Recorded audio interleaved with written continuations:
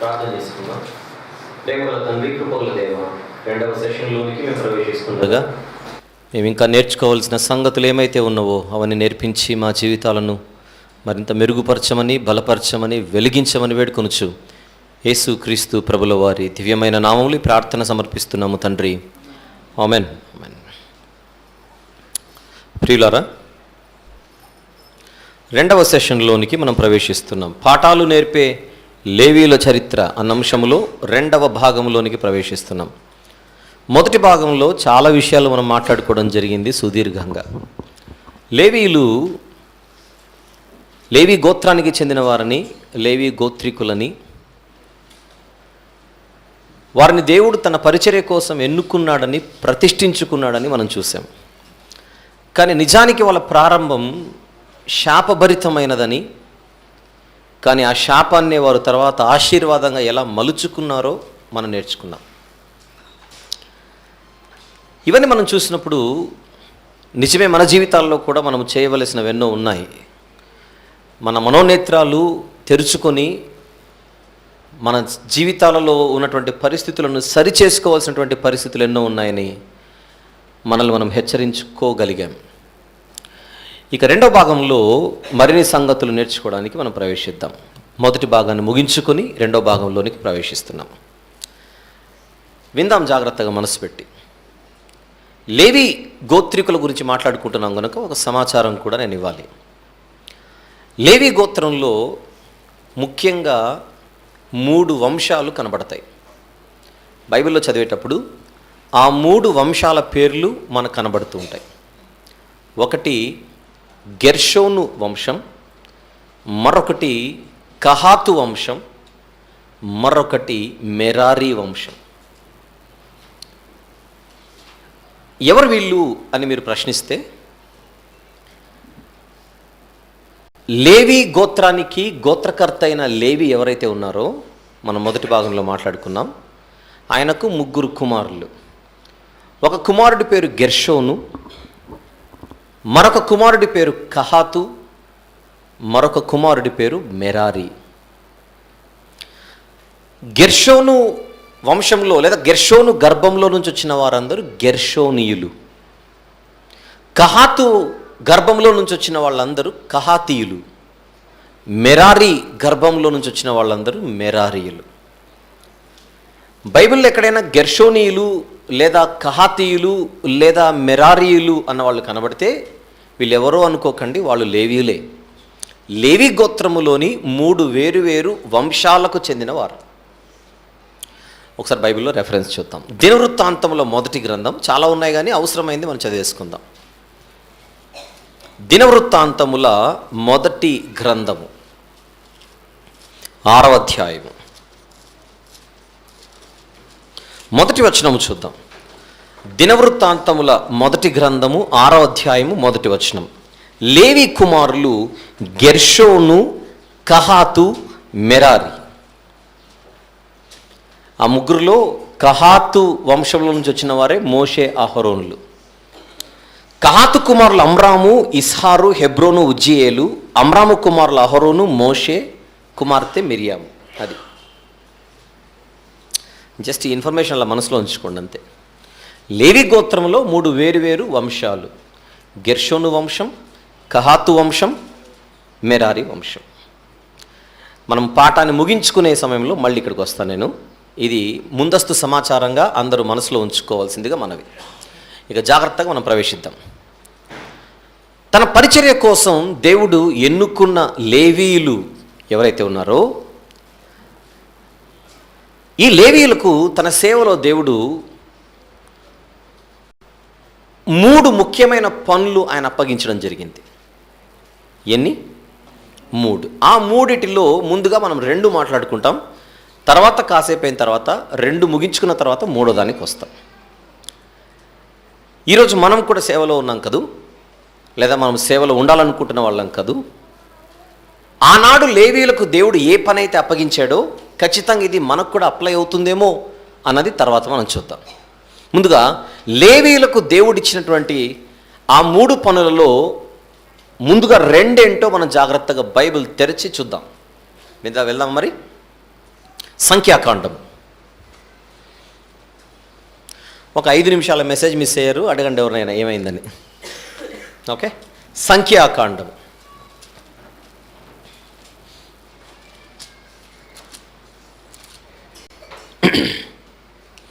మూడవ అధ్యాయం. సంఖ్యాకాండము 3వ అధ్యాయం 5 నుంచి 8 వచనములు దయచేసి మీరు రాసుకోవాలి. 5 నుంచి 8 వచనములు చూద్దాం. మరియు యెహోవా మోషేకి ఇలాగు సెలవిచ్చెను, నీవు లేవి గోత్రికులను తీసుకొని వచ్చి వారు అతనికి పరిచారకులుగా ఉండునట్లు యాజకుడైన అహరోను ఎదుట వారిని నిలబెట్టుము. ఉదయం చెప్పాను కదా మొదటి భాగంలో, దేవుడు వీరిని తన సేవకు ఎన్నుకొని అహరోను వంశాన్ని యాజక ధర్మాన్ని నెరవేర్చుటకు వారు నేర్పరిచాడు. తర్వాత మనం చూసాం ఫీనెహాసు గురించి. అనగా ప్రపంచ ప్రజల మధ్య ఇశ్రాయేలీయులు స్పెషల్ అయితే, ఇశ్రాయేలీల మధ్య లేవీయులు స్పెషల్ అయితే, లేవీయుల మధ్య అహరోను ఫ్యామిలీ స్పెషల్. గనుక యాజకులు అనగానే మనకు అహరోను వంశం గుర్తుకు రావాలి నిజానికి. అయితే అహరోను వంశంలో ఉండే, అహరోను కుటుంబంలో ఉండే యాజకులు ఎవరైతే ఉన్నారో, అహరోను కానీ ఆయన కుమారులు కానీ, వాళ్లకు పరిచారకులుగా ఉండడానికి లేవీయులను దేవుడు ఏర్పరచుకుంటున్నాడు. చూడమాట మళ్ళీ, వారు అతనికి పరిచారకులుగా ఉండినట్లు యాజకుడైన అహరోను ఎదుట వారిని నిలబెట్టుము. నిజానికి వీళ్ళు పరిచారకులైనా అక్కడక్కడ వీరిని యాజకులు అని కూడా సంబోధించారు. కానీ ఒరిజినల్గా యాజకులు అంటే అహరోను కుటుంబీకులు, ఆయన వంశీకులు అని మర్చిపోకండి. రైట్, 7వ వచనం. వారు ప్రత్యక్షపు గుడారము ఎదుట మందిరపు సేవ చేయాలి. ఉందా 7వ వచనంలో? మందిరపు సేవ చేయవలెను అన్నమాట అండర్లైన్ చేయండి అందరూ. మందిరపు సేవ చేయవలెను అన్నమాట అండర్లైన్ చేయండి. నెక్స్ట్, తాము కాపాడవలసిన దానిని, సర్వసమాజము కాపాడవలసిన దాన్ని వారు కాపాడవలెను. కాపాడవలెను అది అండర్లైన్ చేయండి. నేను అండర్లైన్ చేయమన్నవి జాగ్రత్తగా అండర్లైన్ చేయండి. 8వ వచనం. మందిరపు సేవ చేయుటకు, సేవ చేయుటకు, మందిరపు సేవ చేయుటకు అది అండర్లైన్ చేయండి. ప్రత్యక్షపు గుడారం యొక్క ఉపకరణములన్నిటినీ ఇశ్రాయేలీయులు కాపాడవలసిన దంతటిని వారే కాపాడవలెను. కాపాడవలెను అండర్లైన్ చేయండి. కాపాడవలెను అండర్లైన్ చేయండి. మీకు 2 పనులు ఇక్కడ కంటికి కనపడుతున్నాయి మీకు. ఒకటి, సేవ చేయాలి, కాపాడాలి. చెయ్యాలి, కాయాలి. చెయ్యాలి, కాయాలి అన్న 2 పనులు కనపడడం లేదు.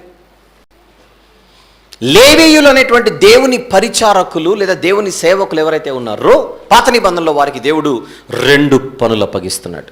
ఒకటి, మందిర పని లేదా సేవ.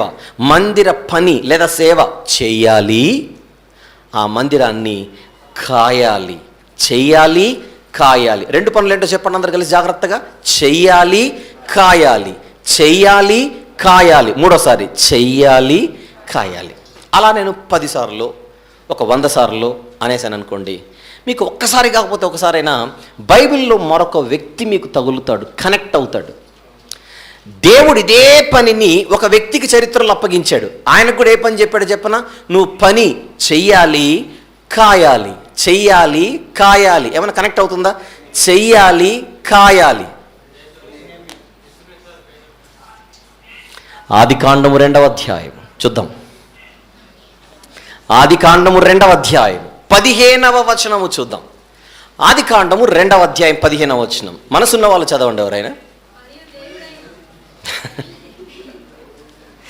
చదవండి మరి, నిజంగానే చదవమన్నాను.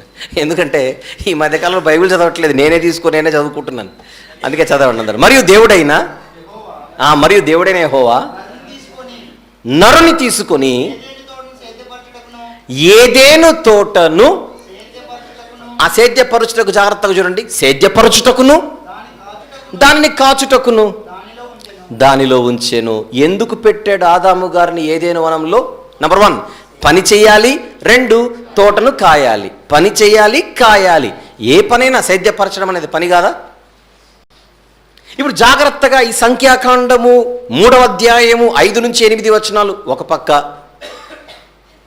ఆదికాండం 2:15 పక్కన పెట్టుకొని చూస్తే మీకు సిమిలారిటీ కనపడట్లేదు, పోలిక కనపడట్లేదు. అరే ఒకప్పుడు ఆదాము గారికి ఇదే పని అప్పగించాడు కదా దేవుడు. ఒకప్పుడు ఆదాము గారికి ఇదే పని అప్పగించాడు కదా. ఆనాడు ఆదాము గారికి ఏ పని అప్పగించాడో తర్వాత నిర్గమ, లేవి, సంఖ్యా, ద్వితీయోపదేశ కాండాలలో లేవీలు కూడా అదే పని అప్పగిస్తున్నాడు కదా అన్న ఫీలింగ్ మనకు కలుగుతుంది.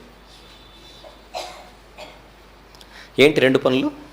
వీళ్ళకేమో మందిర పని చెయ్యాలి, నెక్స్ట్ కాయాలి, చెయ్యాలి, కాయాలి, ఇది మందిర పని. ఆదాము గారికి కూడా తోట పని చెయ్యాలి, తోటను కాయాలి, చెయ్యాలి, కాయాలి, సేమ్. ఒక మాట, అసలు దేవుని మందిరము అని దేనిని అంటాం మనము? ఆయన ఎక్కడైతే ఆయన సన్నిధి ఉంటుందో అది దేవుని మందిరం అవుతుంది. I'm right? అంతేనా? దేవుని సన్నిధి ఎక్కడుంటుందో అది దేవుని మందిరం. ప్రత్యక్ష గుడారం అనే దేవుని మందిరం ఏదైతే ఉన్నదో అందులో దేవుని సన్నిధి ఉండేది కనుక అది దేవుని మందిరం. దేవుని సన్నిధి ఉండేది మనం దేవుని మందిరం అంటే, ఆదాము గారు పాపము చేయకముందు ఏదేను వనంలో దేవుని సన్నిధి అన్నది కనబడిందా, కనబడలేదా చెప్పండి? ఏదేను వనంలో దేవుని సన్నిధి ఉందంటారా లేదంటారా?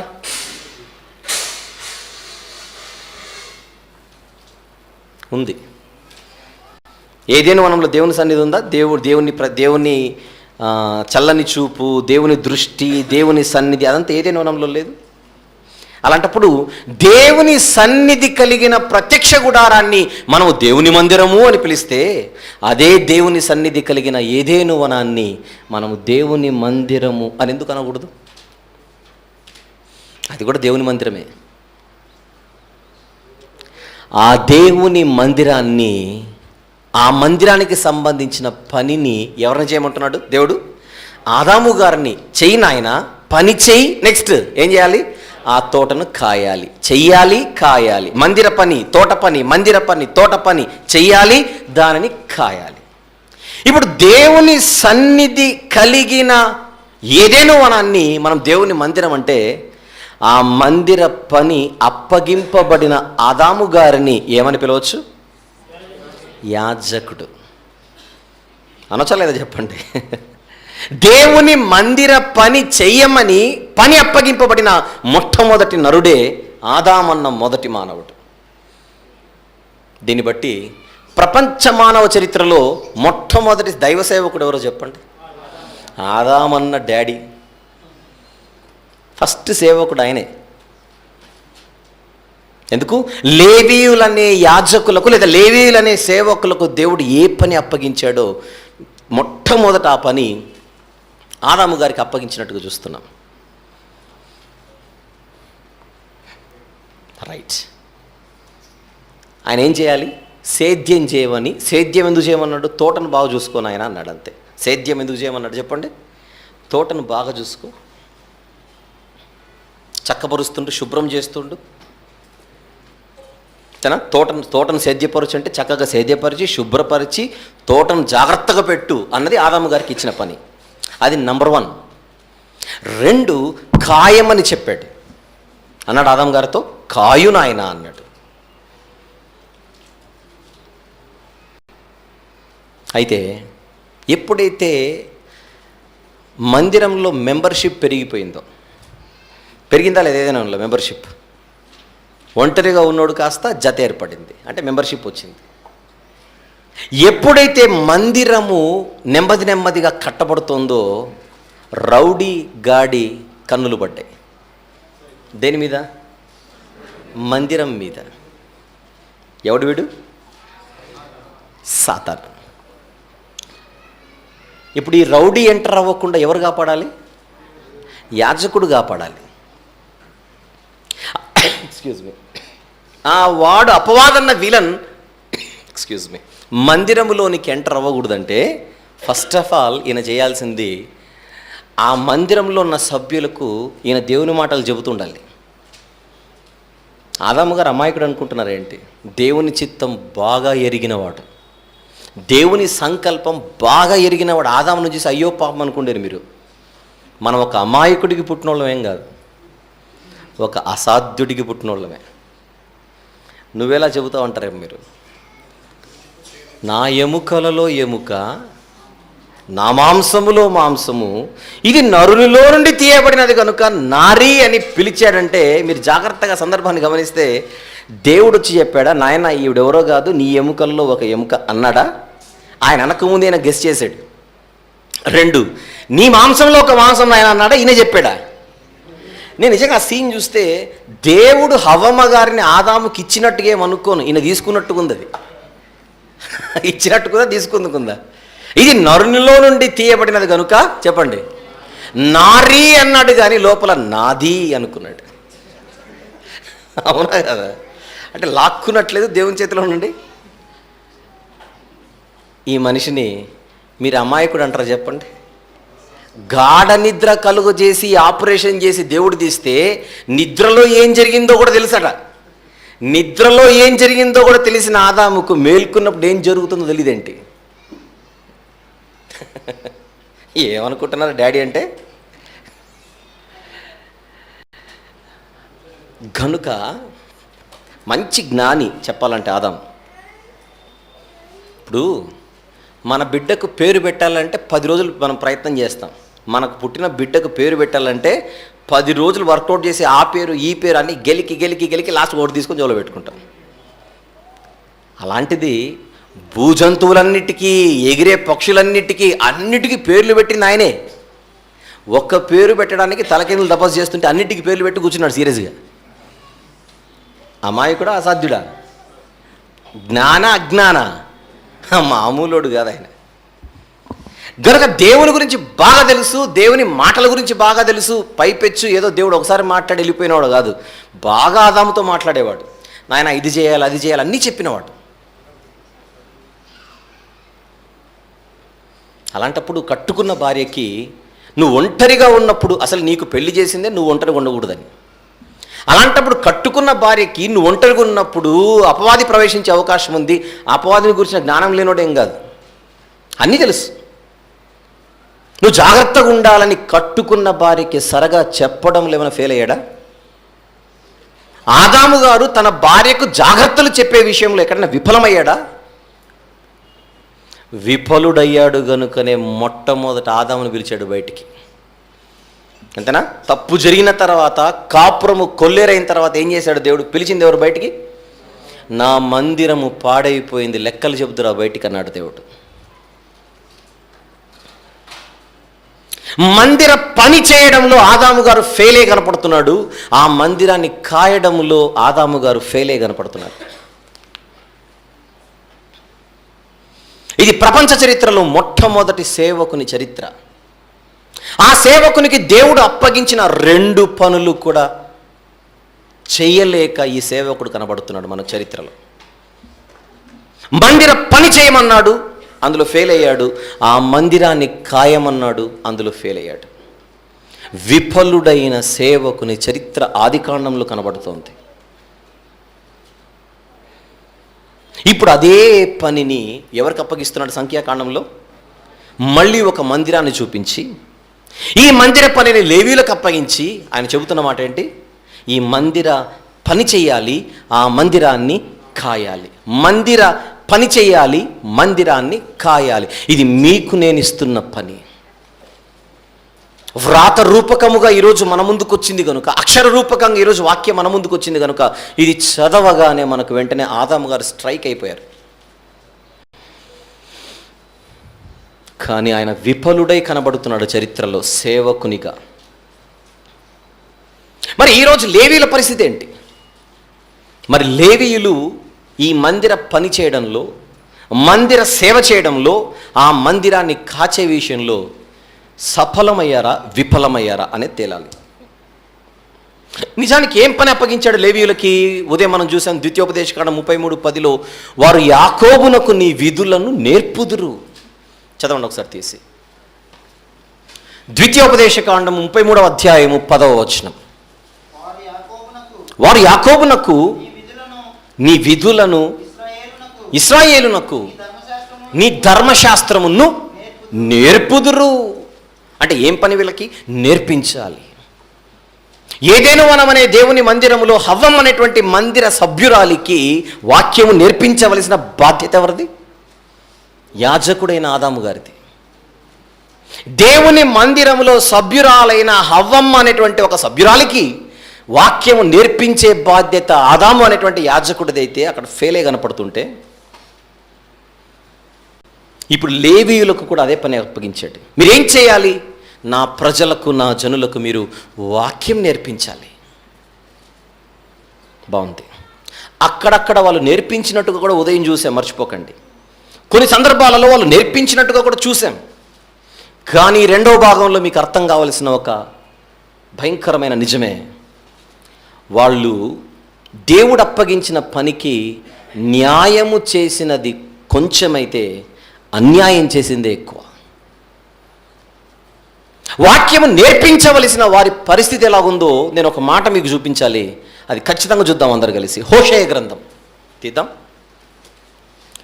దేవుడు వీరి విషయంలో ఎంత బాధపడుతున్నాడో ఒక్కసారి చూద్దాం. హోషేయ గ్రంథము 4వ అధ్యాయం. హోషేయ గ్రంథం 4వ అధ్యాయం 6వ వచనము చూద్దాం ఒకసారి. దేవుడు బాధతో చెబుతున్న మాట. 6వ వచనం, నా జనులు జ్ఞానము లేని వారై నశించుచున్నారు. అది జనుల గురించి. మరి నెక్స్ట్ మాట, నీవు జ్ఞానమును విసర్జించుచున్నావు. నా జనులేమో జ్ఞానము లేని వారై నశించుచున్నారు. మరి నీ పరిస్థితి ఏంటని ఎవరి గురించో మాట్లాడుతున్నాడు. ఎవరి గురించో చూద్దాం. మరి నీవు జ్ఞానమును విసర్జించుచున్నావు గనుక నాకు యాజకుడవు కాకుండా నేను నిన్ను విసర్జింతును. నీవు నీ దేవుని ధర్మశాస్త్రమును మరచితివి గనుక నేను నీ కుమారులను మరతును. ఎవరితో మాట్లాడుతున్నాడు ఈ మాట? యాజకులతో. యాజకులంటే ఎవరు? యాజకులంటే ఎవరు? లేవీయులు. అదే మనం ఉదయం చూసింది. వాక్యం నేర్పించే వాళ్ళు ఎవరు? లేవీయులు. కానీ నేర్పించే స్థితిలో ఉన్న నేర్పించవలసినటువంటి యాజకులు కాస్త ఏం చేశారట? దేవుడు చెబుతున్న మాట, జ్ఞానమును విసర్జించారు, దేవుని ధర్మశాస్త్రమును మర్చిపోయారు. నేర్పించవలసిన వాడే సరుకు లేనివాడైతే, నేర్పించవలసిన వాడి దగ్గరే సరుకు లేకపోతే నేర్చుకునేవారు ఏం నేర్చుకుంటారు? అంటే దారి తప్పిందన్నమాట. లేవీయుల పరిచర్య గాడి తప్పింది. తర్వాత ప్రవక్త అయిన హోషేయ గారి ద్వారా దేవుడు తన బాధను వ్యక్తం చేస్తున్నాడు. గమనించండి. అసలు వాక్యం నేర్చుకోవలసిన వాడు నేర్చుకోకుండా దాన్ని పక్కన పెడితే, మర్చిపోతే దేనికి పనికొస్తాడు ఇంతకు దేవునికి? ఏంటి దేవుడు ఎక్స్పెక్ట్ చేసేది తన దాసుల నుంచి? మీరు వాక్యము నేర్పించువారు గనుక ముందు నేర్చుకోండి. మీరు నేర్పించాలి అనుకుంటే ముందు నేర్చుకోండి.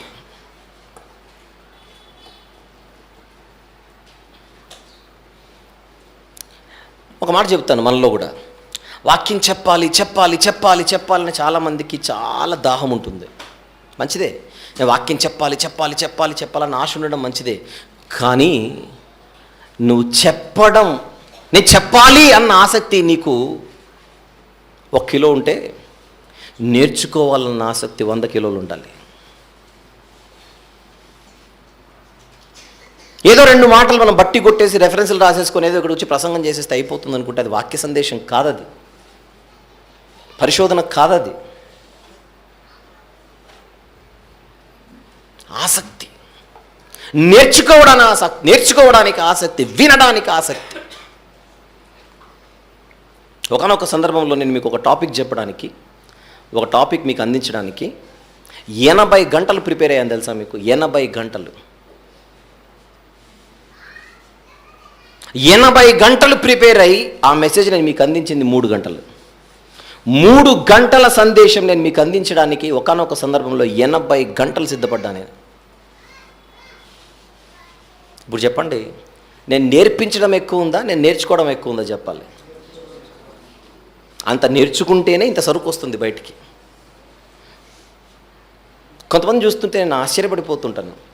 వాడబడాలి అనుకుంటుంటారు, వెనకల హోంవర్క్ ఏముండదు. వాడబడాలి వెనకల సిద్ధపాటు ఏముండదు. నీ ప్రజెంటేషన్ ఎప్పుడు సక్సెస్ అవుతుంది? నీ ప్రిపరేషన్ బాగున్నప్పుడు.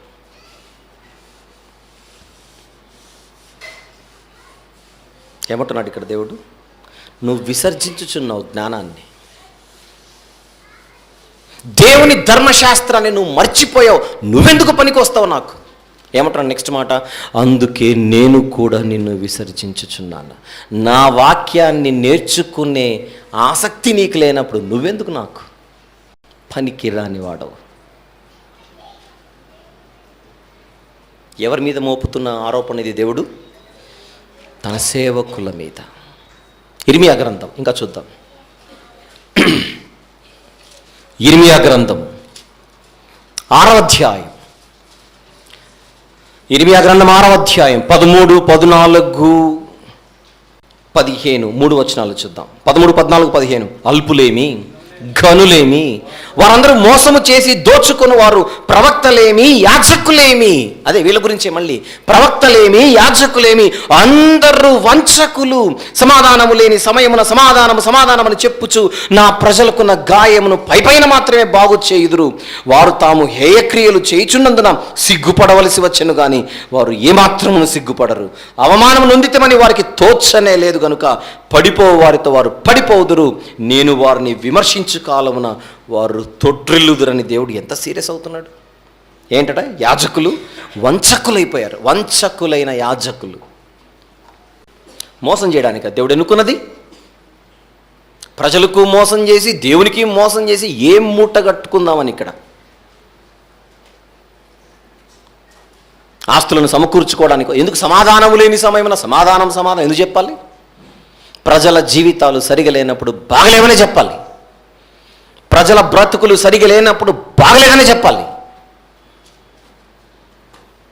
వాళ్ళు బాధపడతారేమో అని వాళ్ళు బాధపడకుండా, వారికి నొప్పించకుండా నువ్వు చక్కని మాటలు ఏదో చెప్పేసి వాళ్ళు ఏదో ఆనందిస్తారు. వాళ్ళు ఆనందిస్తే నాకు నా సంచి నిండుతుంది అని నువ్వు అనుకుంటే నువ్వు ఒక వంచకుడు అంటున్నాడు దేవుడు. వంచకుడు నీవు. ఇర్మియా లాంటి నిజమైన సేవకుడు జీవిస్తున్న కాలం అది. మీ బతుకులు సరిగా లేవు, మార్చుకోండి. ప్రమాదం అంచుల్లో ఉంది. ఆ ప్రమాదము చాలా భయంకరంగా, చాలా దగ్గరలో ఉంది, సమీపంలో ఉంది. బబులోనీయులు ఏ క్షణమైనా మన మీద దాడి చేస్తారని ఆయన హెచ్చరిస్తుంటే నెత్తికెక్కలేదు జనాలకు ఆ రోజు. ఈ వంచకుల మాటలే ప్రజలందరి గుండెలో నిలిచిపోయాయి. నా ప్రజలు నాకు దూరం అవ్వడానికి మీరే కారణం. కనుక ఈరోజు మీరు వాడబడుతున్న వాళ్ళు అక్కడక్కడ వాడబడుతుండొచ్చు కదా. మీ సేవలో వాడబడుతుండొచ్చు, మీ పరిధిలో మీ ప్రాంతంలో వాడబడుతుండొచ్చు. వాడబడుతున్నంత మాత్రాన మీరు వెంటనే నేర్చుకోవలసిన అవసరత లేదని ఎప్పుడు అనుకోకండి. మీరు ఎంత వాడబడుతున్నా నేను ఒక విద్యార్థిని మాత్రమే అనుకోండి. నేను నేర్చుకోవాలని మాత్రమే అనుకోండి. ఎందుకంటే నీ జీవితంలో నేర్పించడం కంటే నేర్చుకోవడం ఎక్కువ జరగాలి. నేర్చుకోవడం ఎక్కువ జరిగితేనే నేర్పించడం ఎక్కువ జరుగుతుంది. బైబిల్లో ఒక పెద్ద బోధకుడు ఉన్నాడు, చాలా గొప్ప బోధకుడు. ఆయన ఎవరో కాదు, ఎజ్రా గారు. శాస్త్రి అయిన ఎజ్రా. నాకు బైబిల్లో ఒక ఫేవరెట్ వర్స్ ఉంది. అలా మిగిలిన వాడిని ఇష్టం లేదని కాదు, అంటే కొన్ని వెంటనే మనల్ని నిలబెట్టేస్తాయి, పైకి అలా లిఫ్ట్ చేసేస్తాయి వెంటనే. అలాంటి వచనాల్లో ఒక వచనమే ఎజ్రా గ్రంథం 7వ అధ్యాయము 10వ వచనం. అందరూ చూడండి అన్నమాట.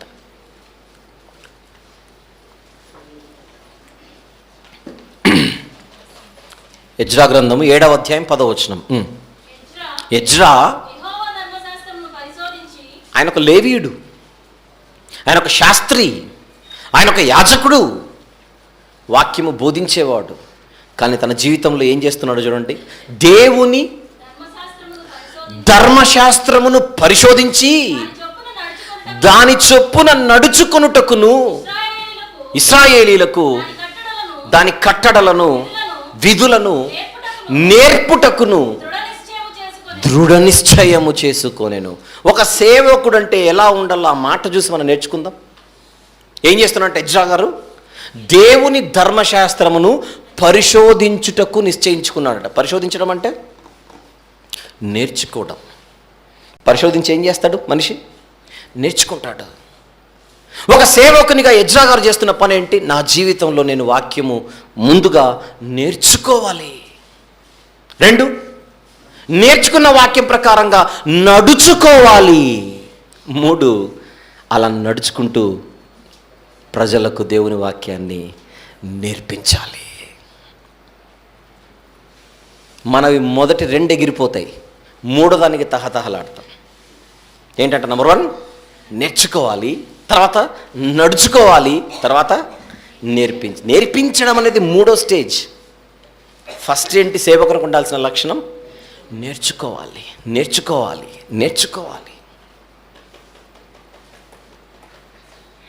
1200 పాఠాలు తయారు చేస్తున్నాను అందరి కోసం, మీకోసం కూడా. 1200 పాఠాలు ఇంగ్లీష్లోను తెలుగులోను. తలకిందులు తపస్సైనా చేసేస్తాను నేను. ఇప్పుడు మీరేమనుకోవాలి? ఎలాగైనా సరే నేర్చుకోవాలి. నేర్చుకోవడం లేదు, తర్వాత సంగతి అనుకోండి కనీసం. అంటే ఊహల్లో అనుకోవచ్చు, ఊహలో దరిద్రం ఎందుకు మనకు? నేర్చుకోవాలరా అని అనుకోండి కనీసం. ఏదో ఒక రోజు దానికి మీరు నీళ్లు పోస్తే అది మొలకై నేర్చుకోవడానికి ట్రై చేస్తారు.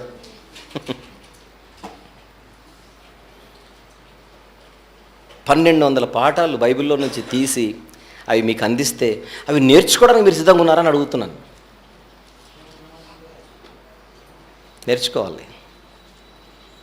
ఆసక్తి, ఓపిక. అంటే వాక్యం నేర్చుకోవడానికి పడి చచ్చిపోవాలి. ఎజ్రా గారిది అదే. ఒక రకంగా నాకు ఇన్స్పిరేషన్ ఎజ్రా గారు. ఎజ్రా గ్రంథం నేను చెప్పింది మీరు వినండి ఒకసారి.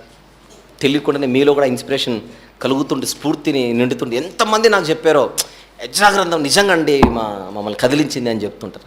అంత చక్కని 15 భాగాలు చెప్పాను. ఇప్పుడు మీరేమనుకుంటారు చెప్పండి, ఆ 7వ అధ్యాయం ఎక్కడుందో చెప్పండి, ఏ భాగంలో అది తినేస్తామంటారు.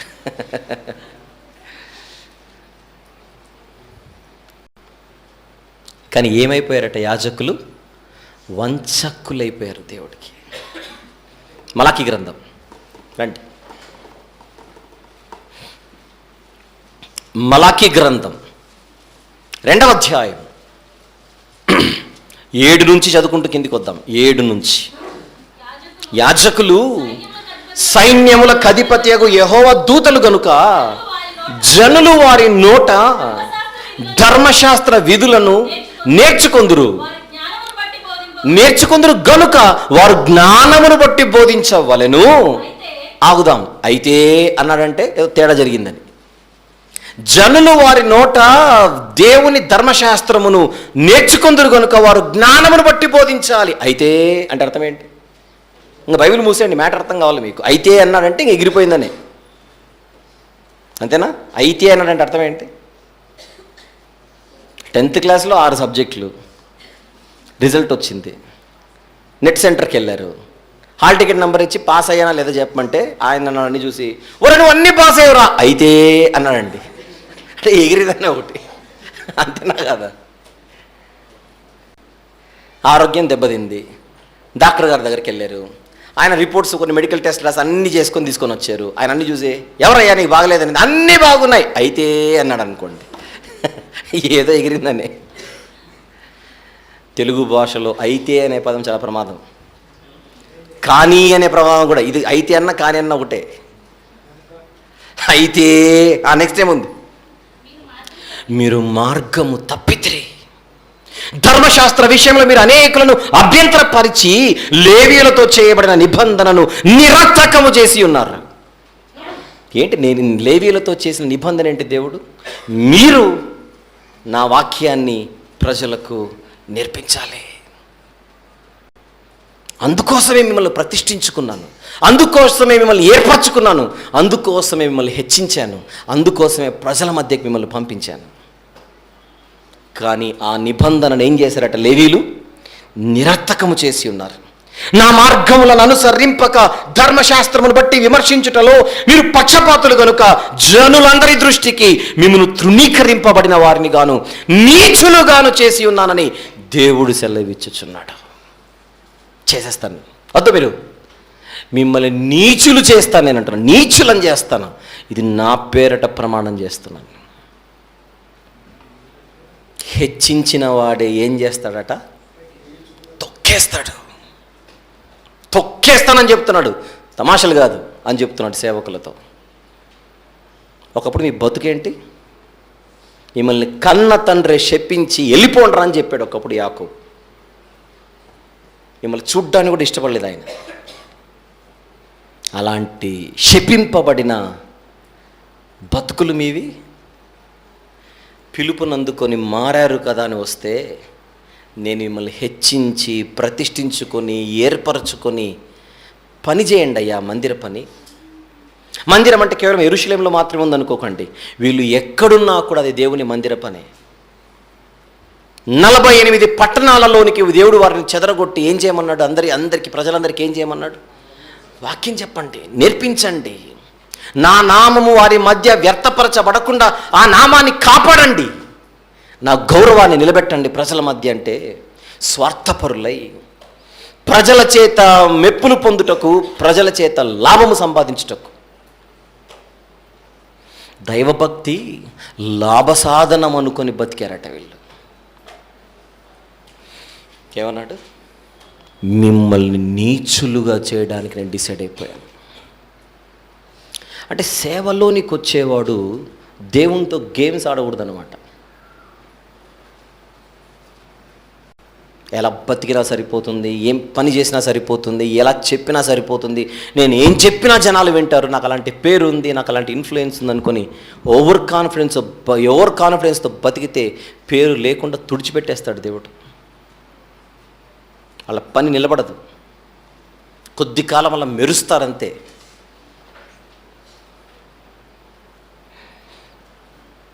నేర్పిస్తున్నారా లేవీయులు పాఠాలు? ఉదయం ఒక కోణంలో నేర్పిస్తే ఇంకొక కోణంలో నేర్పిస్తున్నారు ఇప్పుడు. ఏమని? ఉదయం మొదటి భాగంలో ఏం చెప్పారు? మాలాగా బతకమని చెప్పారు. ఇప్పుడు మాలాగా బతకొద్దని చెప్తున్నారు. లేవీయుల చరిత్రలోని రెండవ కోణం ఇది.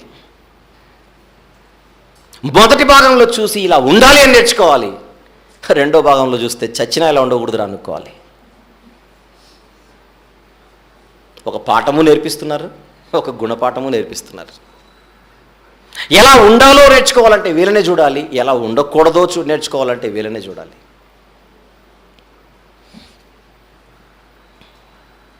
అలా పాత నిబంధన నుండి క్రొత్త నిబంధన వరకు యాజకులన్న వాళ్ళు మోసగాండ్రై దేవుడు వారితో చేసిన నిబంధనను నిరర్థకము చేసిన వారు. మందిర పని చేయడంలో ఫెయిల్ అయ్యారు, దాన్ని కాయడంలో ఫెయిల్ అయ్యారు. అల్టిమేట్గా మందిరాన్ని వదిలేశారు. అసలు మందిర పని వీళ్ళది కాదనుకున్నారు. కేవలం దేవుడు అన్న పేరు మెడలో తగిలించుకొని సోమర్లే బతకడానికి వీళ్ళ జీవితాలు నాశనమైపోయాయి.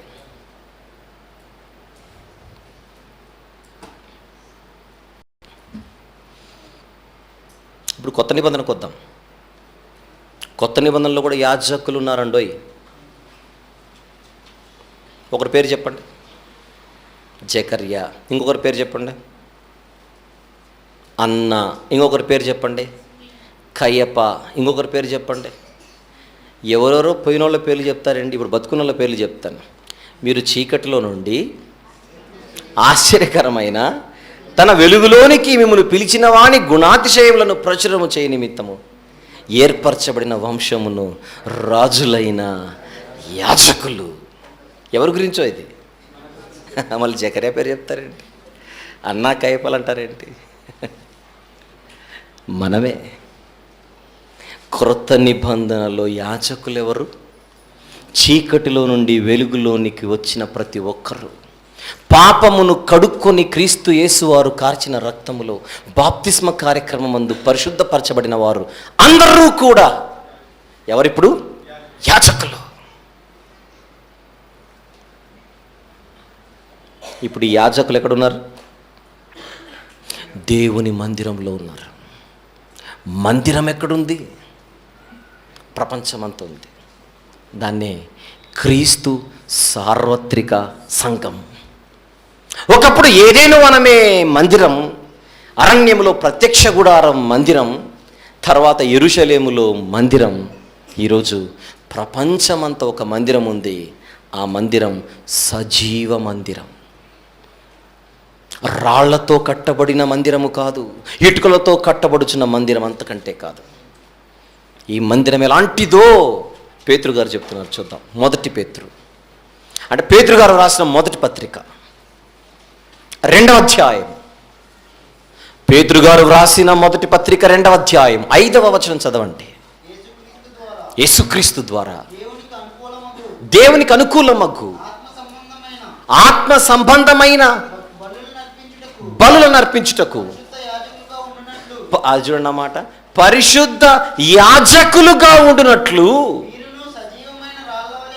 మీరును సజీవమైన రాళ్ల వలె నుండి ఆత్మ సంబంధమైన మందిరముగా కట్టబడుచున్నారు. ఏంటి మందిరం? ఇప్పుడు మనమే మందిరం. మందిరములో ఎన్నో గోడలున్నాయట, గోడలో ఎన్నో రాళ్ళు ఉన్నాయట.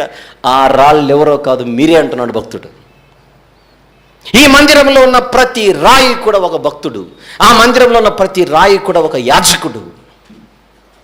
ఏ వ్యక్తి అయితే చీకటిలో నుంచి, పురుషుడైనా స్త్రీ అయినా, దాసుడైనా, స్వతంత్రుడైనా, యూదుడైనా, గ్రీసు దేశస్థుడైనా, ఎవరైనా చీకటిలో నుండి బయటికి వచ్చారో, ఈ ఆత్మీయ వెలుగులోనికి వచ్చారో, వాళ్ళందరూ కూడా సజీవమైన ఆత్మ సంబంధమైన మందిరములో రాళ్లుగా చేర్చబడుతున్నారు. మందిరంలో భాగస్థులు అవుతున్నారు. మందిరంలో భాగస్థులైన వారిని దేవుడు ఏమంటున్నాడు? మీరు నాకు పరిశుద్ధ యాజకులు అంటున్నాడు. ఇప్పుడు యాజకులకు ఏ పని ఉంది? ఆదాము గారికి దేవుడు ఏ పని అప్పగించాడో యాజకులందరికీ అదే పని. ఏం పని? చెయ్యాలి, కాయాలి. ఏంటి మనకున్న పని?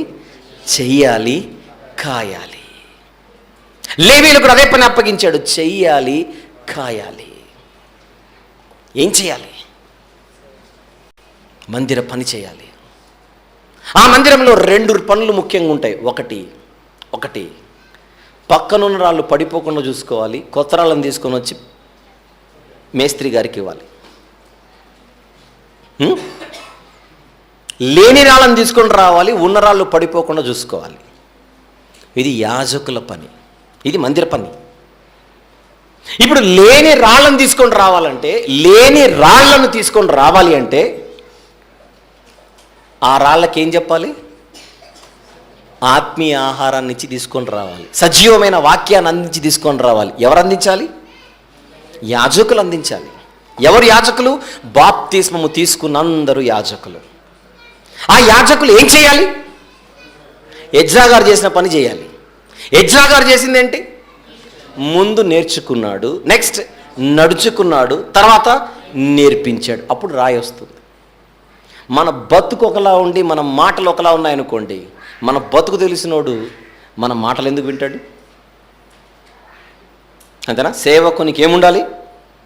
సాక్ష్యం ఉండాలి, మాదిరికరమైన జీవితం ఉండాలి. కొన్ని సందర్భాల్లో మన మాటల కంటే మన బతుకే మాట్లాడుతుంటుంది అవతలోడితో, ఎదుటివాడితో మన జీవితం మాట్లాడేస్తుంటుంది. మనమే క్రీస్తు పత్రికలం అయిపోతుంటాం. అవ్వాలి. అందుకే ఎదుటివాడికి మనం చెప్పే మాటలు ఇష్టం లేకపోయినా మన మీద ఉన్న గౌరవాన్ని బట్టి ఒకసారి వింటుంటాడు సీరియస్గా. మన మీద ఉన్నటువంటి గౌరవాన్ని బట్టి వింటూ ఉంటాడు ఒక్కొక్కసారి. ఏదో ఒకరోజు పని చేస్తుంది. బైబిల్ అన్నా యేసుప్రభు అన్నా పడకపోయినా నీ బతుకును చూసి, అరే ఈయన చెప్తున్నానంటే 2 మాటలు విందాం అని వినే అవకాశాలు ఉంటాయి. అలాంటి బతుకు, అలాంటి జీవితం ఉండాలంటే ముందు ఏం చేయాలి? దేవుని వాక్యాన్ని నేర్చుకోవాలి. ఈరోజు బ్యాప్టిజం తీసుకున్న అందరూ ఈ పని చేస్తున్నారా? ఇది ప్రశ్న. బ్యాప్టిజం తీసుకున్న తర్వాత పని అయిపోయిందని ఇంట్లో కూర్చోవట్లేదు. యాజకుడైన తర్వాత నీకున్నటువంటి పనులు 3 ఎజ్రా గారి వలె నేర్చుకోవాలి, నడుచుకోవాలి, నేర్పించాలి. అప్పుడే కొత్త రాళ్ళు వస్తాయి. కొత్త రాళ్ళు తీసుకొని వచ్చి మీరేం చేయాలి? గోడల్లో పెట్టే ట్రై చేయకూడదు. యాజకులు నిజానికి పని చేయవారే కాదు, వాళ్ళని ఏమని పిలిచాడు? మీరు కాయాలి అని కూడా అన్నాడు. చూడండి ఇందాక, కాయాలి. కాయాలి అంటే కాపరులు అని. అదేనా? కాచేవారెవరు? బోధించేవాడు బోధకుడైతే కాచేవాడు కాపరవుతాడు. ఇప్పుడు మనకు దేవుడు ఇచ్చిన ట్యాగ్ ఏంటి? మీరు పనివారే కాదు కాయువారు కూడా. పనివారే కాదు కాయువారు అంటే కాపర్లు. మనం ఏం చేయాలి? రాళ్ళని తీసుకొని వచ్చి, కొత్త రాళ్ళని తీసుకొని వచ్చి ఎవరికి ఇవ్వాలి? కాపర్లుగా. దీన్ని ఎవరికి ఇవ్వాలి? ప్రధాన కాపరికి ఇవ్వాలి. ఎవరు ప్రధాన కాపరి? యేసుప్రభు. మనందరం కాపరులమైతే ఆయన ప్రధాన కాపరి, మనందరం యాజకులమైతే ఆయన ప్రధాన యాజకుడు. లేవీయులు ఎవరికి పరిచారకులు? అహరోనుకు పరిచారకులు. అదే మనం చూసి సంఖ్యాకాండంలో లేవీయులు ఎవరికి పరిచారకులు? అహరోనుకు పరిచారకులు. అహరోన్ ఎవరు? ప్రధాన యాజకుడు. పాత నిబంధనలో ప్రధాన యాజకుడిగా అహరోను, పరిచారకులుగా లేవీయులు. నిజానికి ప్రధాన యాజకుడైన అహరోను అసలైన ప్రధాన యాజకుడిగా రాబోయే యేసుక్రీస్తు ప్రభుకి ఛాయగా కనపడతాడు. ఆయన ప్రధాన యాజకుడైతే మనందరం ఆయనకెవరము? పరిచారకులం. మనం ఏం చేయాలి? మనవంతు కృషి చేసి, మనవంతు పని చేసి రాళ్ళని తీసుకొని వచ్చి ఆయన చేతికి ఇస్తే ఆ రాయి కరెక్ట్గా ఉంటే గోడలో పెడతాడు, లేదంటే మళ్ళీ తయారు చేసుకుంటారా అంటాడు. ఎందుకు? మందిరములో పాలిభాగస్తులను చేసేది ప్రభువే కానీ మనం కాదు. మనం ఆయన వరకు తీసుకొని వస్తాం, తీసి స్కాన్ చేసి పర్ఫెక్ట్ అనుకుంటే పెడతాడు, లేదంటే మళ్ళీ తయారు చేయమంటాడు. చూద్దాం వచనం, అపోస్తలుల కార్యములు 2వ అధ్యాయం 47వ వచనంలోని చివరి మాట. అపోస్తలుల కార్యములు 2వ అధ్యాయము 47వ వచనములోని చివరి మాట. మరియు ప్రభువు, ఆగుదాం అక్కడ, మరియు ప్రభువు రక్షణ పొందుచున్న వారిని అనుదినము వారితో చేర్చుచుండెను. నేను 3 ప్రశ్నలు అడుగుతాను, చెప్పాలి ఇప్పుడు మీరు నాకు ఇక్కడ. మళ్ళీ చదువుకుందాం. మరియు ప్రభువు రక్షణ పొందుచున్న వారిని అనుదినము వారితో చేర్చుచుండెను. అడుగుతున్నాను, ఎవరు చేర్చుచుండిరి? ప్రభువు చేర్చుచుండెను. ఎవరిని చేర్చుచుండెను? రక్షణ పొందుచున్న వారిని చేర్చుచుండెను. ఎవరితో చేర్చుచుండెను? ఆల్రెడీ రక్షణ పొందిన వారితో చేర్చుచుండెను. ఆల్రెడీ రక్షణ పొందిన వారంటే గోడలో ఉన్న రాళ్ళు. గోడలో ఉన్న దేవుని మందిరం గురించి మాట్లాడుతున్నాం. దేవుని మందిరంలో ఉన్న లేదా గోడలలో ఉన్న ఆల్రెడీ రక్షణ పొందినటువంటి రాళ్ళు ఎవరైతే ఉన్నారో ఆ రాళ్లతో కొత్త రాళ్లను చేర్చేది ఎవరు? మనుషుల, ప్రభువా? అది పాయింట్. వాక్యం చెప్పింది పేతురు గారే, వాక్యం చెప్పింది అపోస్తలులే. అపోస్తలులు వాక్యం చెప్పినా గ్రీన్ సిగ్నల్ ఇచ్చి, ముద్ర వేసి, పర్ఫెక్ట్ అని కితాబ్ ఇచ్చి, సర్టిఫికెట్ ఇచ్చి చేర్చుకునేది మాత్రం ప్రభువే. కానీ ఆయన వరకు మనం తీసుకొని రావద్దు? తీసుకొని రావాలా లేదా చెప్పండి? అది మన పని, అది మందిర పని. అంటే ఇది నిరంతర పని. మీరు వీలైనంత మందికి ఏదో ఒక రీతిగా పాటల ద్వారానో, మాటల ద్వారానో, కరపత్రికల ద్వారానో ఏదో ఒక రీతిగా దేవుని మాటలు వారికి అందించే ప్రయత్నం చేస్తుండాలి. వాళ్ళు ఎప్పుడు తీసుకుంటారు నీ మాటలు? మన బతుకు, మన సాక్ష్యం వాళ్ళ ఎదుట మాదిరిగా ఉన్నప్పుడు. కానీ వాళ్ళలో మాటలు పని చేయాలంటే ముందు మన దగ్గరే ఉండాలి, సరుకు ఉండాలి, నేర్చుకోవాలి, నడుచుకోవాలి, అప్పుడు అందించాలి. అలా ఒక 100 మందికి చెబితే ఒక్కరు కదలొచ్చేమో, 1000 మందికి చెబితే 10 మంది కదలొచ్చేమో, కానీ నీ ప్రయత్నంలో నువ్వు రాజీ పడకూడదు. ఎక్కడ చేస్తున్నారు ఈరోజు? ఆదివారానికి మాత్రమే పరిమితమై ఆదివారం ఒక 2 గంటలు కూర్చొని పాట పాడి బలలో చేసి వెళ్ళిపోతే అయిపోయింది అనుకుంటున్నారు. నాకెందుకు రాదు స్వర్గం అని, నాకెందుకు రాదు పరలోకం అని. ఎంత సీరియస్ సబ్జెక్ట్ ఉంది బైబిల్లో చూడండి. బాప్తిస్మము తీసుకున్న వాళ్ళతో మాట్లాడుతున్న మాటలు ఇవి. ఒకనాడు ఆదాము సేవకుడు, పాత నిబంధనలో లేవీయులు సేవకులు. ఈరోజు బాప్తిస్మము తీసుకున్న ప్రతి ఒక్కరూ దేవుని దృష్టిలో సేవకులు. అంటే క్రొత్త నిబంధన లేవీయులు. ఈరోజు ఈ మాటలు వింటున్న మీరందరూ, బ్యాప్టిజం తీసుకున్న వాళ్ళు ఎందరైతే ఉన్నారో మీరందరూ నాతో సహా లేవీయులం. మనం లేవీయులు ఎవరు? ప్రధాన యాజకుడికి పరిచారకులు. ప్రధాన యాజకుడు ఎవరు? యేసు ప్రభు. ఆయనకు మనందరం పరిచారకులం. మన పని ఏంటి? మందిర పని చేయాలి, మందిరాన్ని కాయాలి. మందిరానికే రాము, ఇంకా మందిర పని చేయడం ఎక్కడుంది? మనం ఏమనుకుంటున్నాం? చదువు చదువు చదువు చదువు ప్రపంచం అనుకుంటున్నాం. మనం ఉద్యోగం ఉద్యోగం ఉద్యోగం ఉద్యోగం ప్రపంచం అనుకుంటున్నాం. వ్యాపారం ప్రపంచం అనుకుంటున్నాం. పొలమే ప్రపంచం అనుకుంటున్నాం. పనులే ప్రపంచం అనుకుంటున్నాం. దేవుడు మన పాపాలు కడిగింది మన పనులలో నిమగ్నమైతే చూడాలని కాదు, మన పనులు మనం చేసుకుంటూ ఆయన మందిర పనిలో ఉండాలి. ఈ మందిర పని చేయడంలో మనం ఫెయిల్ అయితే కాలర్ పట్టుకొని బయటికి లాగుతాడు, ఆదాము గారిని లాగినట్టుగా. కాకపోతే ఆయన కాలర్ లేదు కనుక పట్టుకోలేదు అంతే. మనల్ని అయితే జుట్టు పట్టుకొని లాగుతాడు బయటికి. ఏం చేసావు నువ్వు? ఏం చెప్పావు నీవు? ఏం నేర్చుకున్నావు నీవు? ఏం వ్రాయించాను నేను? ఒక సేవకుడిగా నువ్వు ఉండాలని నీకు తెలీదా? ఒకవేళ తెలిసిన సేవకులను చూడలేదా? వాళ్ళ బతుకులను ఆలోచించలేదా? వాళ్ళ చరిత్ర నీకు తెలీదా? మనం అడ్డంగా దొరికిపోతున్నామండి. నిజం చెప్తున్నాను, దేవునికి భయంకరంగా దొరికిపోతున్నాం. మీరందరూ చేసిన తప్పు ఏంటో చెప్పనా? ఈరోజు ఇక్కడికి రావడం. రాకపోయి ఉంటే మాకు తెలియదని చెప్పేవాళ్ళు. కనీసం వచ్చి బుక్ అయ్యారు చూడండి.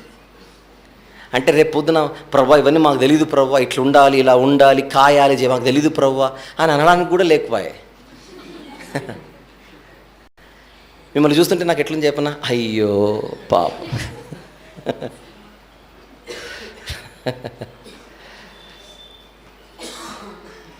లేవీల చరిత్ర ఎంత పెద్ద పాఠాన్ని నేర్పిస్తుంది మనకు. మనం ఫెయిల్ అవుతున్నామే. అందుకే యేసుప్రభు లోకానికి వచ్చి సేవ అంటే ఎలా చేయాలో చూపించాడు. రాజీ పడకుండా చేశాడు, చూపించాడు. ఈ బాటలో నడవమని చెప్పాడు. బతకడంలో ఫెయిల్ అయ్యాడా ఎక్కడైనా? లేదే. వాక్యం అందించడంలో ఎక్కడైనా ఫెయిల్ అయ్యాడా? లేదే. పరిపూర్ణుడిగా సంపూర్ణుడిగా బ్రతికి ఇలా చేయండి అని చెప్పి వెళ్ళిపోయాడు. నీ వంతు పని నువ్వు చెయ్యి, అంతేనా? మీరు సర్వలోకమునకు వెళ్ళి సర్వ సృష్టికి స్వార్థ ప్రకటించండి. నమ్మితే రక్షింపబడతాడు, నమ్మకపోతే శిక్షింపబడతాడు. కానీ నీ పనికి నువ్వు న్యాయం చేయాలి.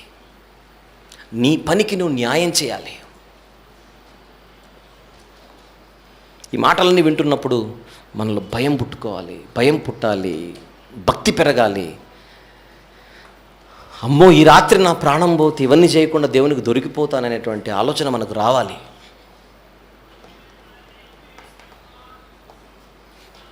దేవుడు మనకు చక్కని బాధ్యతలు ఇచ్చాడు, చక్కని అవకాశం ఇచ్చాడు, చక్కని ద్వారాలు తెరిచాడు, ఎంతో పరిచరించాడు. అనుకున్నంత చేయొచ్చు, కానీ చేసే మనసు ఉండాలి.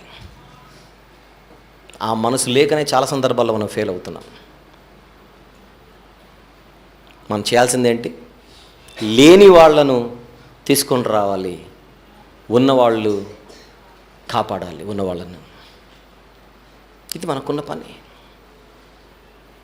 ఉన్నదానిని కూల్చినా లేనోళ్ళని తీసుకొని రావాలన్న ఆలోచన నీకు లేకపోయినా నువ్వు సేవకుడిగా ఫెయిల్ అవుతున్నట్టే.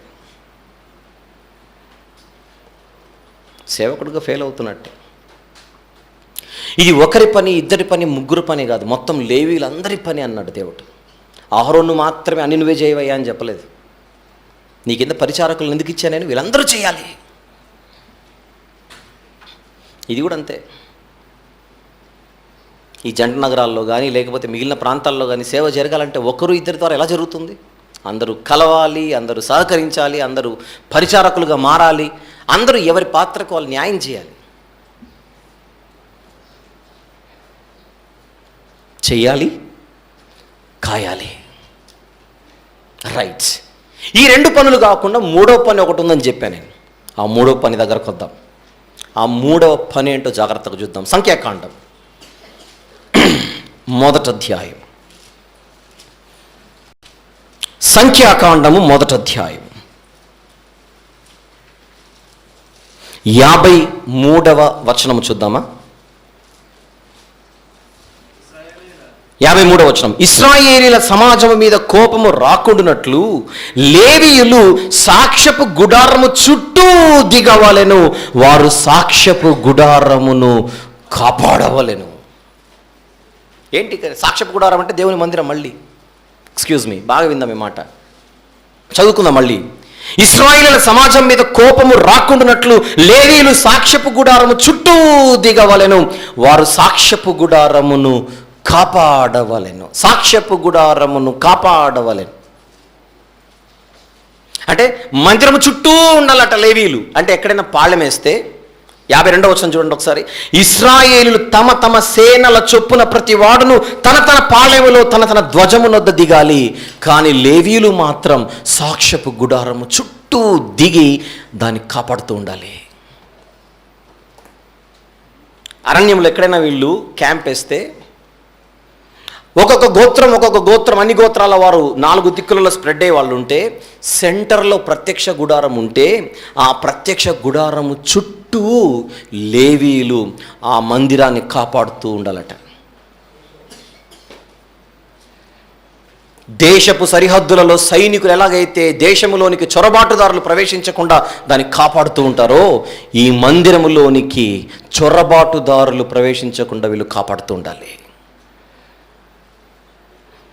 ప్రారంభంలో చెప్పాను, లేవి గోత్రం ఒకటైనా మనకు 3 వంశాలు ముఖ్యంగా కనబడుతుంటాయి. గెర్షోను వంశం, కహాతు వంశం, మెరారి వంశం అని చెప్పాను ప్రారంభపు పరిచయంలో. ఇప్పుడు ఇందులో దేవుడు ప్రత్యక్ష గుడారాన్ని ఒక చోట నిలబెట్టి, పడమర దిక్కున అంటే వెనక వైపు గెర్షోనీయులు ఉండాలి, దక్షిణ దిక్కున కహాతీయులు ఉండాలి, ఉత్తర దిక్కున మెరారీయులు ఉండాలి, తూర్పు దిక్కున మోషే, అహరోను అతని కుమారులు ఉండాలి. అలా సాక్ష్యపు గుడారాన్ని కాపాడుతూ ఉండాలి. ఎవడైనా పర్మిషన్ లేకుండా లోపలికి వస్తే వాడికి మరణశిక్ష. 3వ అధ్యాయం, అదే సంఖ్యాకాండము 3వ అధ్యాయం 38వ వచనము చూద్దాం. 38, మందిరము ఎదుటి తూర్పు దిక్కున అనగా ప్రత్యక్షపు గుడారం ఎదుటి పూర్వ దిశ యందు దిగవలసిన వారు మోషే, అహరోను కుమారులు. ఇశ్రాయేలీలు కాపాడవలసిన పరిశుద్ధ స్థలమును వారే కాపాడవలెను, అన్యుడు సమీపించిన ఎడల అతడు మరణశిక్ష నొందును. అనుమతి లేకుండా మందిరములోనికి ఎవడైనా ప్రవేశించకుండా, అంటే ఎవడు పడితే వాడు ప్రవేశించి మందిరాన్ని పాడు చేయకుండా, అది మెయిన్ ఉద్దేశం. ఎవడు పడితే వాడు ప్రవేశించి మందిరాన్ని అపవిత్రపరచకుండా, పాడు చేయకుండా ఆ మందిర పరిశుద్ధతను మీరు కాపాడుతూ ఉండాలి. ఇది ఒక ఛాయగా చూపించాడు పాత నిబంధనలో. 3వ పని చెబుతున్నాను, అంటే మీరు సేవకులు మాత్రమే కాదు నాయన లేవీయులారా, మీరు నాకు సైనికులు, యోధులు. ఆ మాట ఎలా ఉందా? సంఖ్యాకాండం 1:53లో చుట్టూ దిగి కాపాడండి అన్నాడు. అంతే, చుట్టూ దిగి కాపాడండి. ఆ మాట యోధులను గురించి చెబుతున్నట్టుగా లేదు. అందుకే లేవీయులను యాజకులు అంటే ప్రీస్ట్స్ మాత్రమే కాదు, వాళ్ళు యోధులైన యాజకులని వారికి బిరుదుంది. ఇంగ్లీష్లో దే వర్ వారియర్ ప్రీస్ట్స్. ఎవరు వాళ్ళు? దే వర్ వారియర్ ప్రీస్ట్స్ అంటే యోధులైన యాజకులు, సైనికులు. ఏం చేయాలట? దేవుని సేవకులు మందిరము అపవిత్రపరచబడకుండా ఎవరి చేత కూడా దాన్ని కాపాడుతూ ఉండాలి. ఇది పాత నిబంధనలో ఛాయగా ఇచ్చాడు. ఈరోజు మనకు కూడా మందిరాలు ఉన్నాయి, లేదా సహవాసాలు ఉన్నాయి, స్థానిక సంఘాలుగా. మనం కూడా గమనిస్తూ ఉండాలి, గుర్తుపెట్టుకోవాలి. కొంతమంది రహస్యంగా ప్రవేశించి మన సహవాసాలను పాడు చేసే ప్రయత్నాలు చేస్తుంటారు. కృత నిబంధన కాలంలో అది జరిగింది. కొందరు రహస్యముగా జొరబడి ఉన్నారు. వారు భక్తిహీనులై దేవుని కృపను కామాతృత్వమునకు దుర్వినియోగపరచుచు మన ద్వితీయ నాథుడును ప్రభు అయిన యేసుక్రీస్తును కూడా విసర్జించుచున్నారు. యూదాపత్రికలోని 4వ వచనం అది. ఎవరు వీళ్ళు?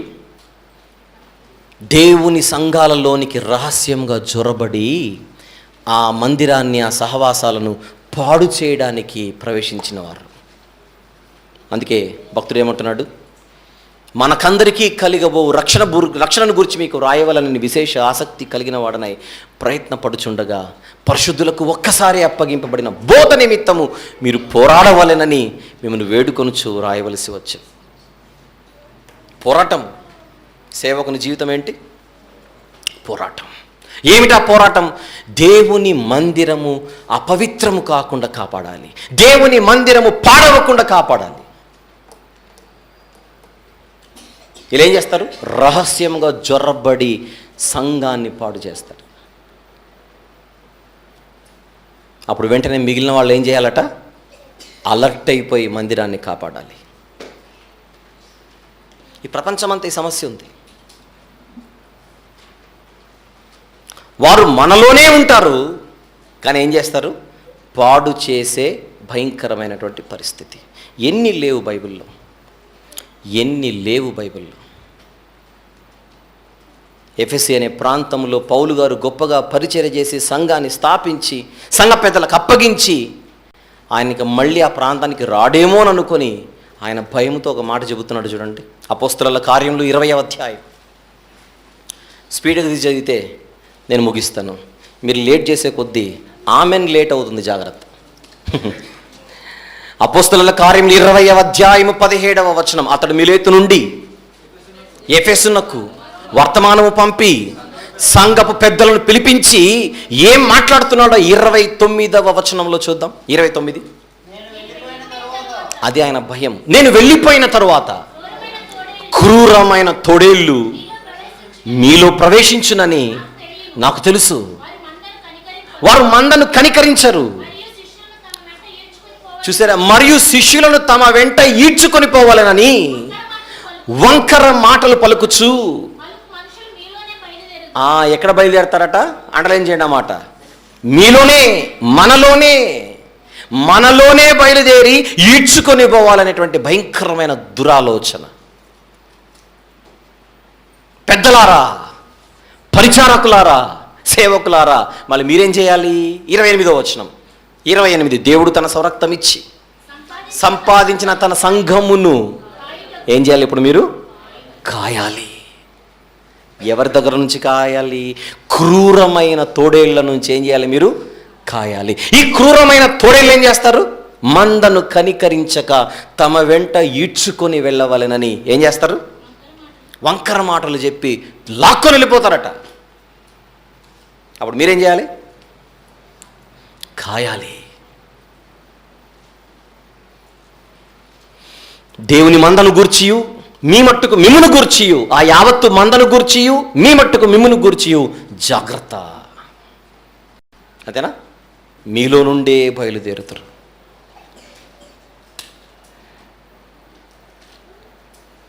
నెక్స్ట్, గలతీ పత్రిక 2వ అధ్యాయం 4వ వచనం చూద్దాం. చూసారా? మనలను దాసులుగా చేసుకొనవలెనని క్రీస్తు యేసు వలన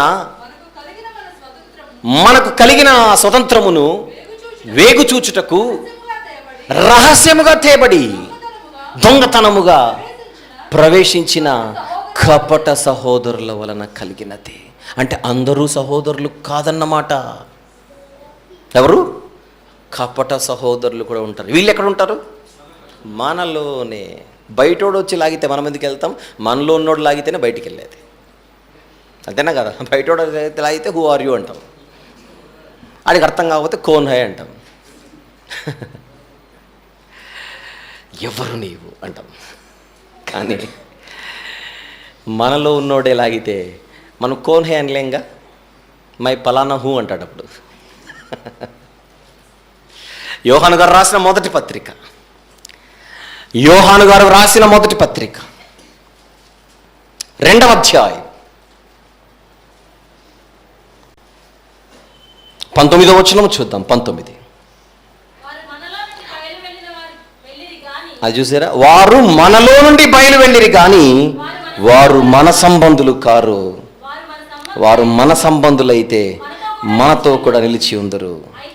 అయితే వారందరూ మన సంబంధులు కారని ప్రత్యక్ష పరచబడినట్లు వారు బయలు వెళ్ళిరి. వెళ్ళిపోతే ఏం చేస్తారు? లాక్కొని వెళ్తారు. అప్పుడు మనం ఏం చేయాలట? కాయాలి. ఏం చేయాలి? కాయాలి. అంటే సంఘంలో మనం ఎలా ఉండాలి? సహోదరుల్లా ఉండాలా? కపట సహోదరుల్లా ఉండాలా? అది సహోదరులుగా ఉంటే సంఘం కట్టబడుతుంది, కపట సహోదరులాగా ఉంటే కూలిపోతుంది. పౌలు గారు భయపడ్డారు చూడండి, అంతేనా? నేను వెళ్ళిపోయిన తరువాత క్రూరమైన తోడేలు ప్రవేశిస్తాయేమో అని భయం. అందుకే మిమ్మల్ని దేవునికిని ఆయన కృపావాక్యమునకును అప్పగించుకొనుచున్నాను.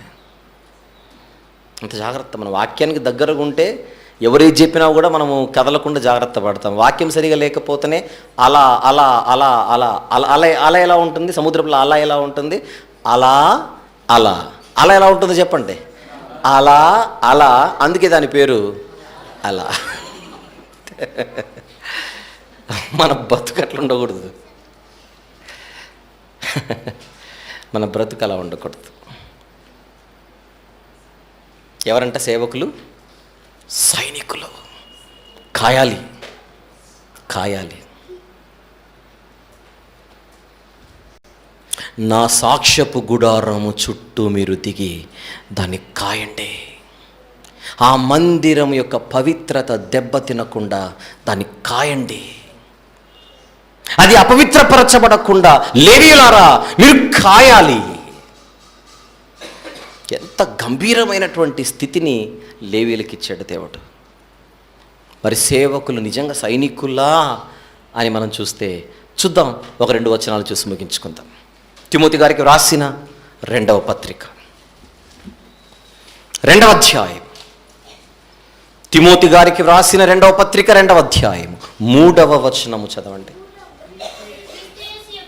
3వ వచనం. క్రీస్తు యేసు యొక్క ఎలా మంచి సైనికుని వలె,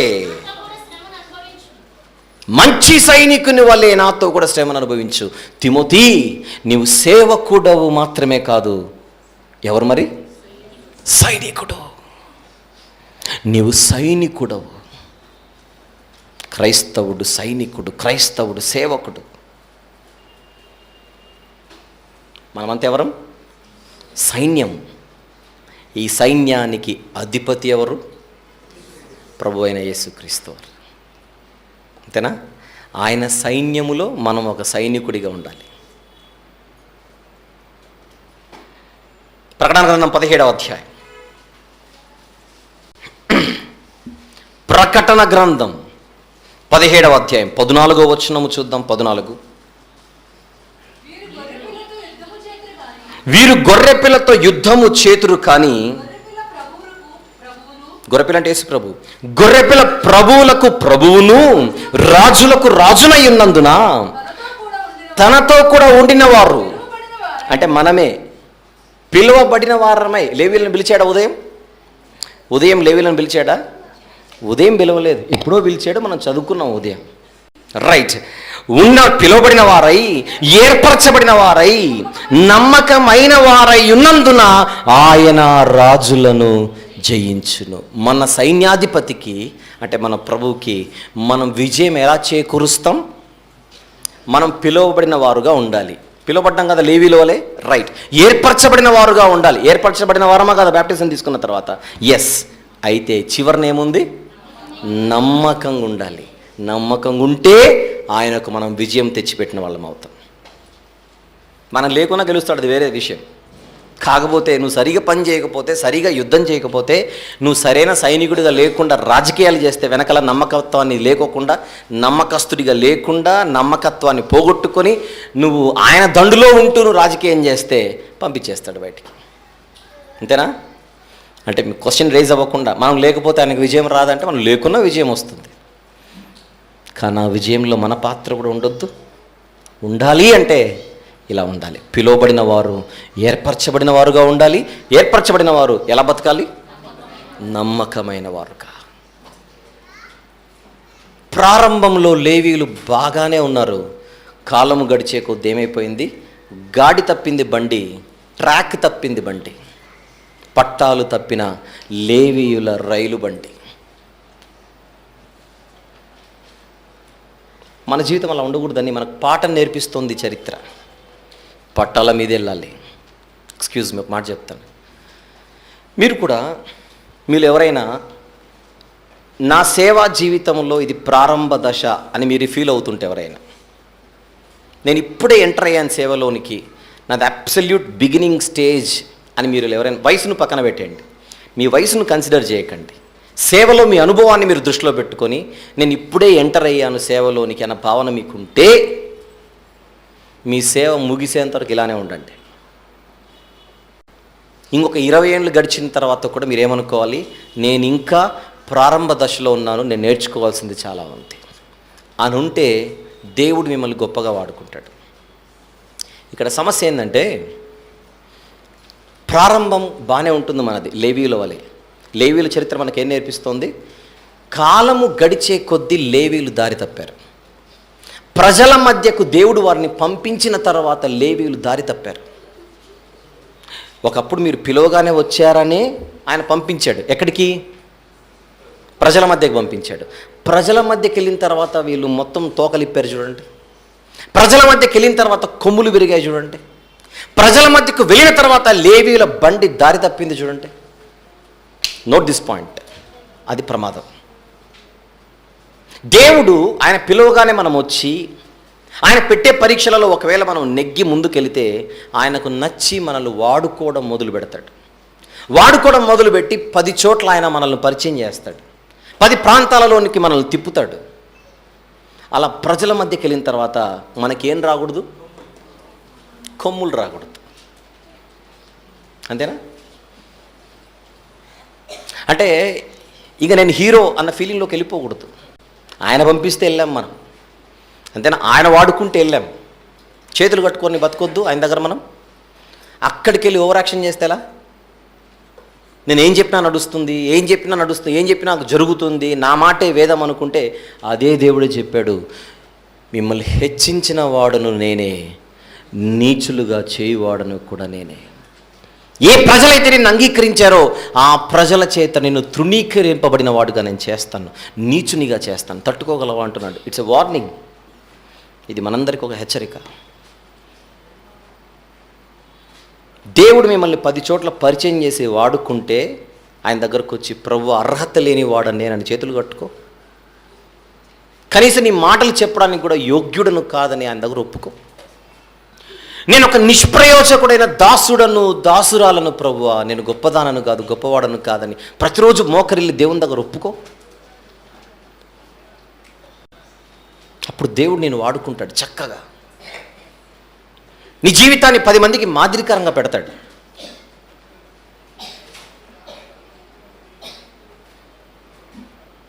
లేవీల వలె మనం దారి తప్పకూడదు. తోట పని చేయను ఆయన అన్నాడు ఆదాము గారితో, ఫెయిల్ అయ్యాడు. కాయును ఆయన అన్నాడు, శత్రువు ప్రవేశించాడు. పాడైపోయింది దేవుని మందిరం. ఏదేను వనమనే దేవుని మందిరం పాడైపోయింది. శత్రువు ప్రవేశించకుండా కాపాడలేకపోయాడు ఆ సేవకుడు. ఇక లేవీయులు చరిత్రలో అసలు వాళ్ళకు మందిర పని ఉందన్న సంగతే మర్చిపోయి బతికేశారు. ఇవన్నీ చూపించి తన ప్రియకుమారుడిని మన మధ్యకు పంపించి ఆయన జీవితాన్ని మన ముందుంచి ఇలా ఉండాలని చూపించాడు. ఆయన వైపు చూచుచూ ముందుకు సాగిపోవలసిన మనం మందిర పని బాగా చేయాలి, ఆ మందిర పనిని కాయాలి, సైనికుల్లా ఆయన దండులో నమ్మకంగా పనిచేయాలి. ఇది పాఠాలు నేర్పే లేవీయుల చరిత్ర. 2 భాగాలు, 2 సెషన్లు, అనేకమైన విషయాలు. శరీరం అలసిపోయి ఉండొచ్చు మీది, కానీ మీ హృదయాలలో నింపుకున్న ఈ మాటలు మిమ్మల్ని బలపరచాలి.